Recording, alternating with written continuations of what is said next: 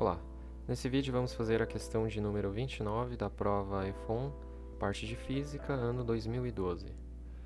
O enunciado dessa questão vai estar contido na descrição do vídeo, mas as informações que você precisa efetivamente para se obter a resposta desejada estão aqui em vermelho.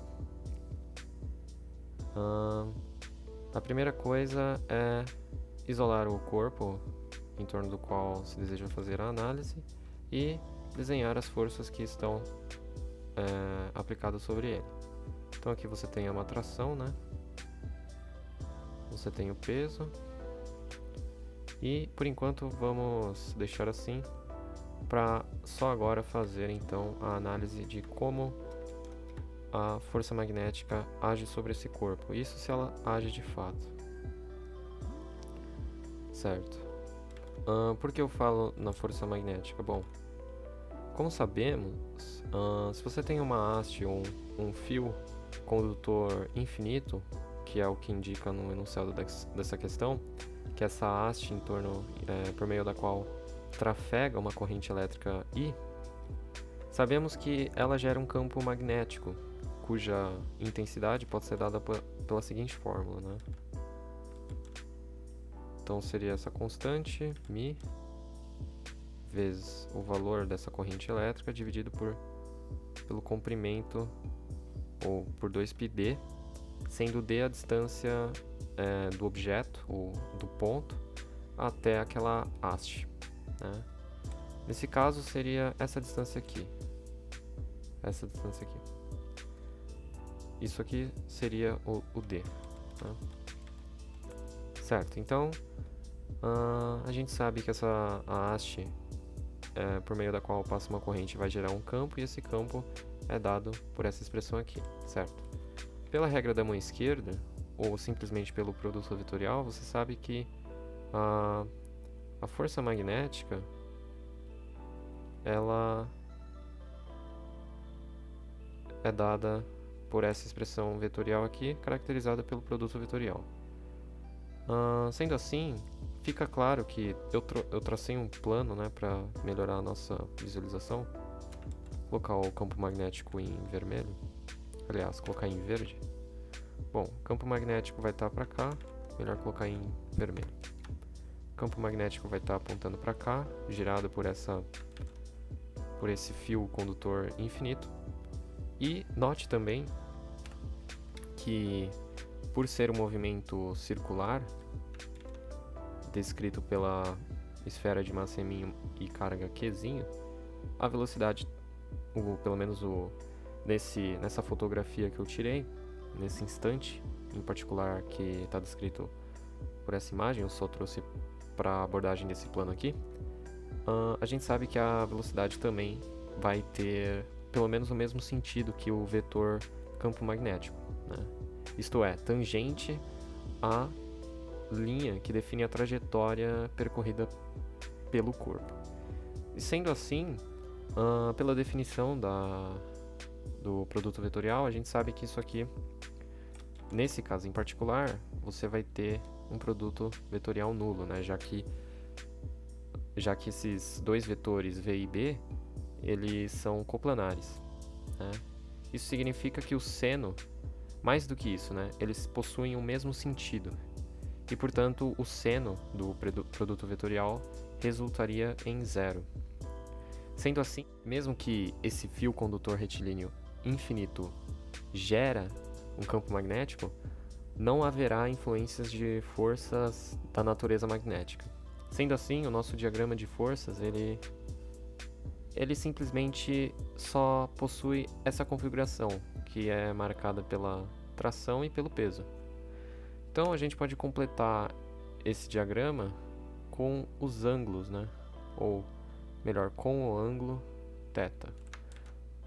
Devido ao fato de serem alternos internos, a gente verifica que aqui é θ e aqui também é θ, né? Z de zorro lá, ou alternos internos. Então eu posso dizer, essencialmente, que t cosseno θ é m vezes g, e também posso dizer que T seno θ é a resultante centrípeta, que é dada por essa expressão aqui. O raio a gente pode até substituir por L seno θ, né? L seno θ nada mais é que o cateto adjacente, aliás, o cateto oposto ao ângulo θ, né? Já que a gente tem um triângulo pitagórico aqui. Isso aqui seria o raio, mas na verdade você pode substituir para L seno θ, né? Uma substituição bem comum, bem utilizada. Como a gente não está interessado em descobrir o valor da atração, você simplesmente divide a segunda equação pela primeira, de tal forma que você vai ficar com isso aqui.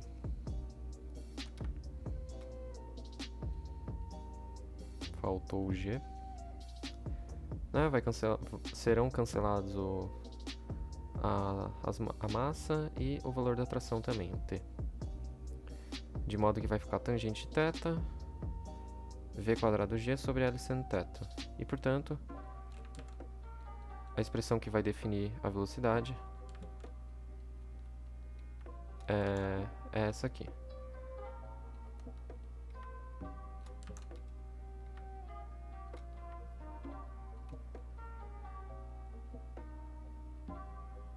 Tangente θ vezes L. Aliás,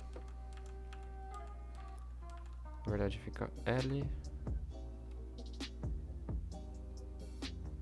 G cosseno θ. Substituindo os valores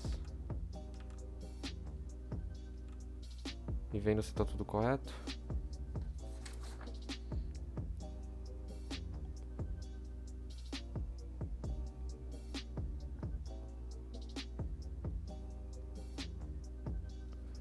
na verdade o G, a gravidade, ela não aparece aqui. Você poderia dizer que é G-1 aqui. E com isso, consertaria o nosso problema. Beleza. Aqui seria G de fato e aqui cosseno θ. Sim, agora está correto. Agora basta substituir os valores. Então, seno de 30 graus é meio. Vamos multiplicar aqui por uma raiz meio estranha. Gravidade 10. Comprimento L 2 raiz de 3. Né? E cosseno de θ, raiz de 3 dividido por 2. Aí você percebe coisas interessantes que vão acontecer aqui. O raiz de 3 pode ser simplificado. Esse 2 que está no denominador do raiz de 3, ele vai para cima e vai ficar 4. Esse 4 vai ser cancelado com a raiz ficando 2. Só que ele vai aparecer no numerador e já tem um 2 no denominador, portanto você vai poder cancelar essa operação de modo que a sua resposta numérica será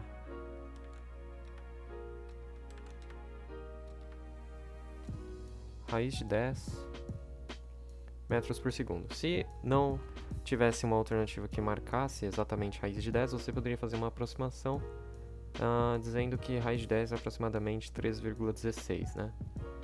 Então, respondemos a pergunta do exercício, que era a seguinte: qual é a velocidade com que a esfera de massa m, carga q, trafega nessa trajetória circular? Então, esse valor representa o módulo desse vetor velocidade em azul. E um fato interessante é que a força magnética nesse exercício, nesse caso em particular, não teve influência, né, sobre o nosso corpo de prova, já que tanto os vetores velocidade e campo magnético possuem o mesmo sentido. Portanto, o ângulo formado entre eles é nulo, é zero, e o seno de zero é zero. E quando você vai obter o módulo dessa força magnética, você sabe que isso aqui necessariamente vai dar zero, né? Certo. Bom, esse foi o vídeo e até a próxima.